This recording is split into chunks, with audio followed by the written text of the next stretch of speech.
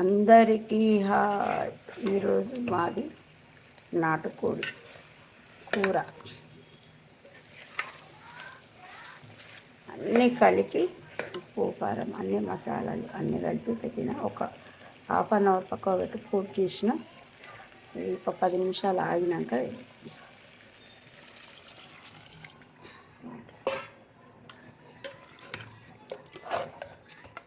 ఒక విజిల్ పెట్టి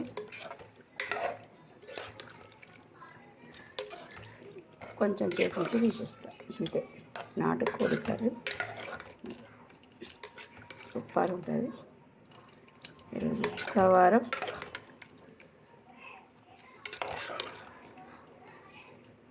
మాదైతే నాటుకోడి కూర.